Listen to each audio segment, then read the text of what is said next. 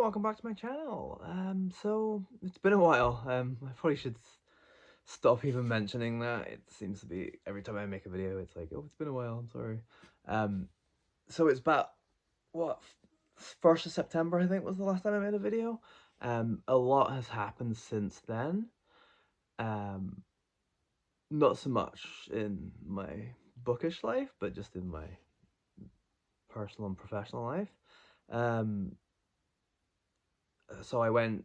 I guess the most exciting news is we went to Nova Scotia and New Brunswick for a week. Did a bunch of camping and had an awesome time out on the east coast of Canada. There didn't get to Cape Breton or anything, but which is somewhere I really want to go because it has a lot of Scottish and Acadian heritage and history, which is kind of my lineage of people on both sides, on both Scottish and Acadian.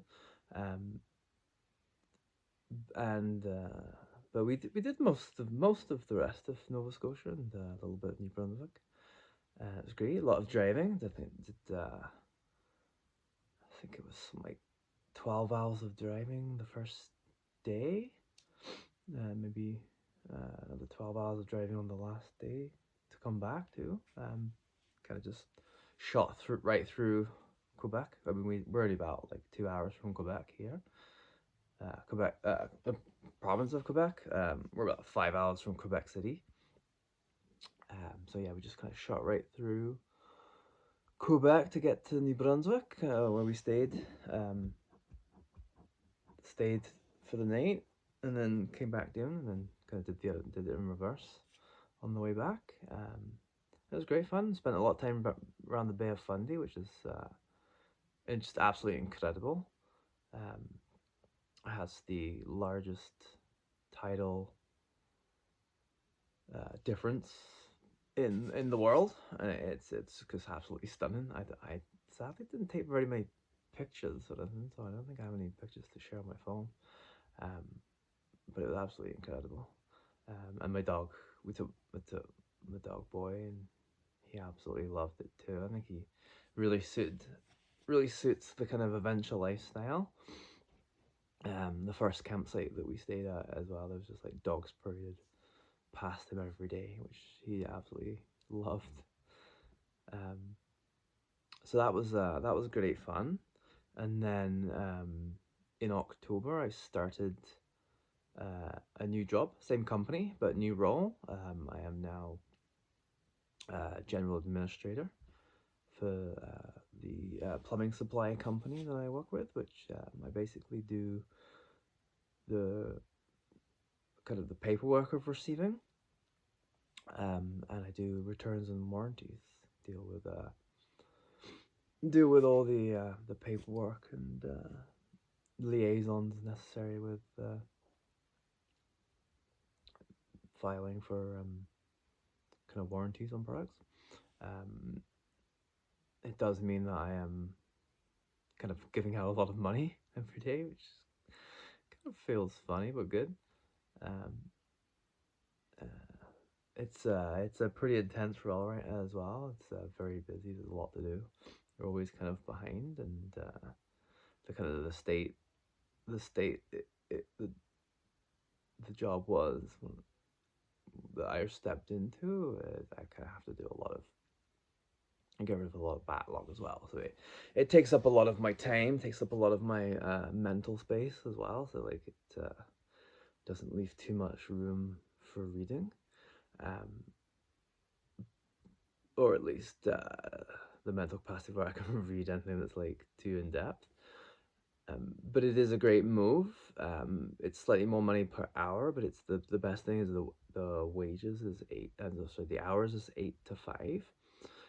I was previously working 9 to 7, so 8 to 5 just means that I get to spend a bit more quality time at home.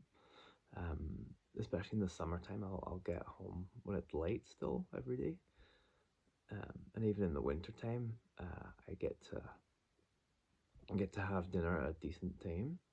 and just kind of have a bit more quality family time, which is very important to me.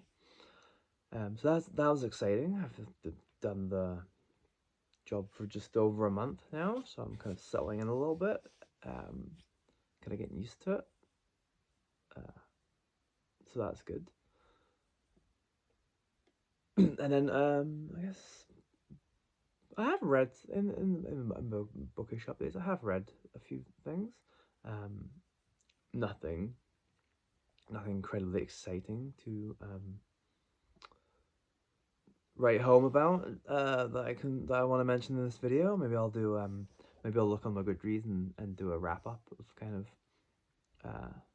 the last quarter of the year to say what I've been reading. But I've read a couple more executioner books, I think, and can't actually remember what else I read. I think I may have read a Maigret there as well. Like I said, just kind of just the usual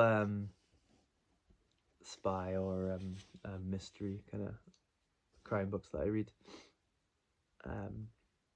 Nothing too exciting. And yeah, so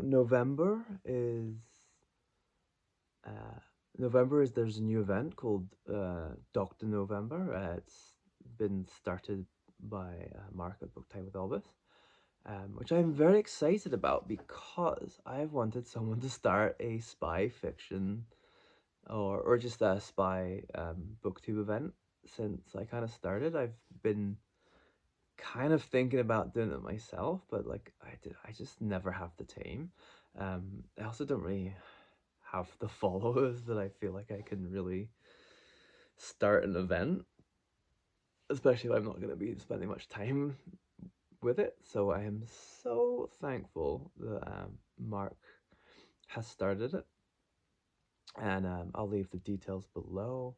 But basically, it's just read spy fiction, and what Mark is he kind of gave a time period. So basically, from the start of the First World War to the end of the Soviet Union. So basically, kind of roughly 1914 to 1981, and that kind of encompasses the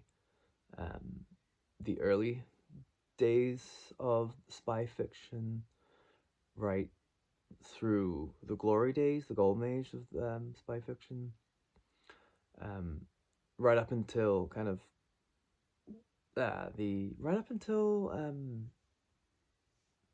in the late 80s, early 90s, there was really a kind of not sure what's this is gonna be anymore because um, a lot of it was primarily focused on the Cold War. But there has been some successful um, spy fiction writers since. I mean, even John le Carré is probably the most famous for actually being able to transition from being a Cold War spy fiction writer into being able to still write spy fiction post Cold War. And yeah, so that's very exciting. There's a group read of The Spy Who Came In From the Cold by John le Carré. That is not only one of my favorite spy novels, but it's also one of my favorite movies of all time. So if you haven't, I would highly encourage you to read or watch, or both. The Spy Who Came From the Cold. I think I have a copy of it somewhere, so if I can find that, I will I will give it a reread, I think. But think I'm primarily going to be focusing on the lesser names of spy fiction, or at least the names that people won't necessarily have heard of, especially if you just have a very kind of you're not really a spy fiction reader, so you have only really heard of like John le Carré, Ian Fleming, and even if that might be it, I focus on some of the other writers like Eric Ambler, who's a huge influence of both Le Carre and Ian Fleming. People like Ted Albury, who I just picked up in a secondhand store, so that was like perfect timing. Um, uh, People like that, who's a English um, crime writer, not crime writer, English spy writer, and then I probably am more familiar with the English. I might do a comparison between English and American as well. But yeah, I'm gonna mainly be reading stuff like that. I have a bunch in my collection. I am quite as I probably have read more crime, but kind of crime and spy are kind of adjacent kind of genres. So I have read a lot of spy fiction too, and I'm especially because I was quite obsessed with Cold War. I was very interested in Soviet Union, Russia.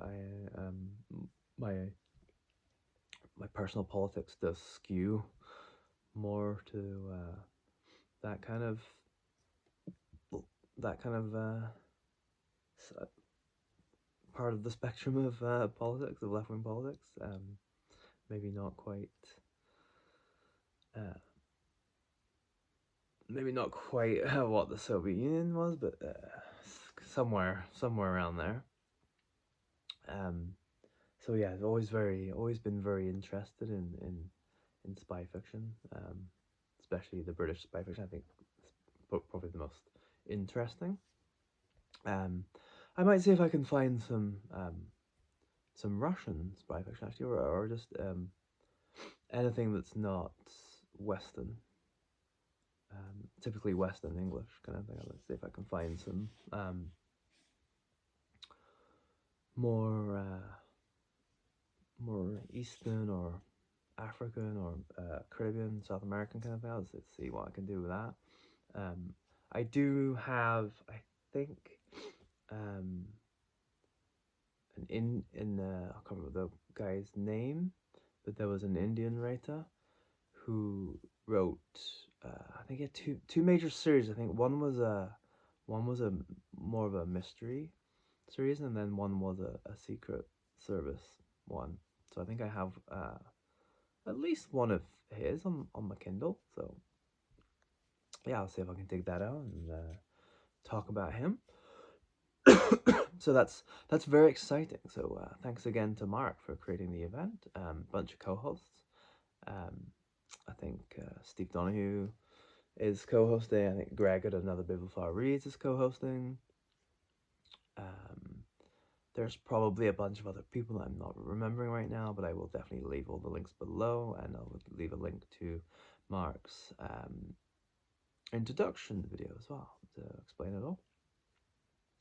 So that's that, and then I think the only other thing to kind of wrap up and talk about, especially in the booktube stuff that I'm kind of looking at right now, is the return of the Read What You Own challenge.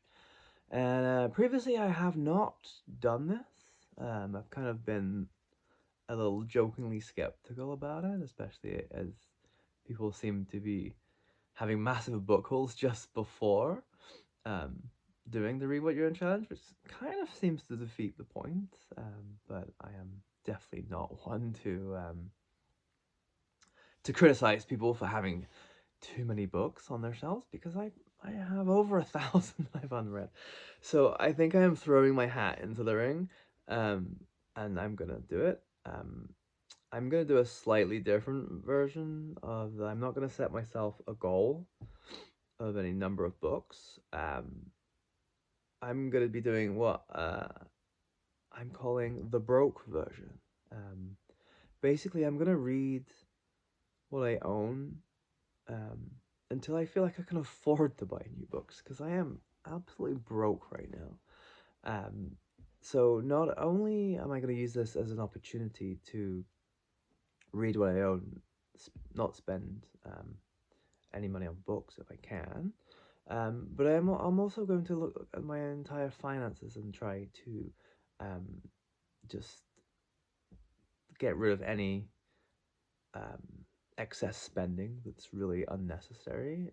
Really kind of cut back to what is just absolutely necessary, and see if I can kind of sort out my financial life properly. Um, and like I said, once I feel like I am back into something, I can um,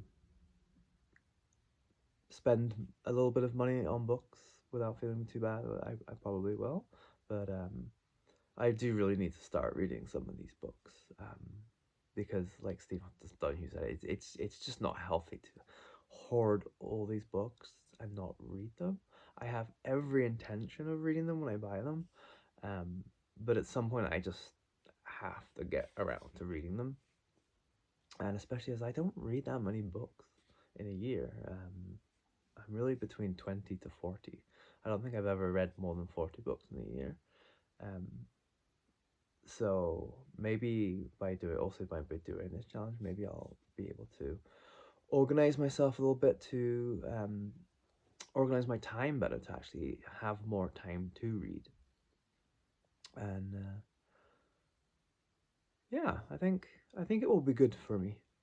And I have lots of interesting books here. That I bought them all myself, right? So I'm very interested in all of them. A lot of them are interesting, and a lot of them I have been wanting to read for a while. So I think, yes, it will be very good for me.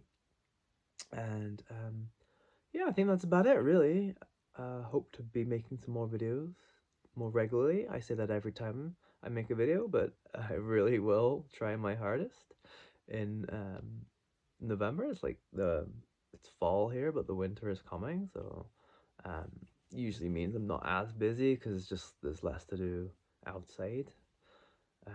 Lots of jobs to do inside the house, but the outside jobs are really what usually keep me the most busy in the summer and take away a lot of my time. So yeah, in Canada, the winter is a great time to read. Just kind of get stuck in, get all your cups of tea and coffee and cozy up. And best way to experience the snow is by being inside in the warm, reading a book, looking out at the snow. So yeah, that's what I hope to be doing. And I hope you're all well, and let me know how you're all doing in the comments, and I will see you all soon. So bye.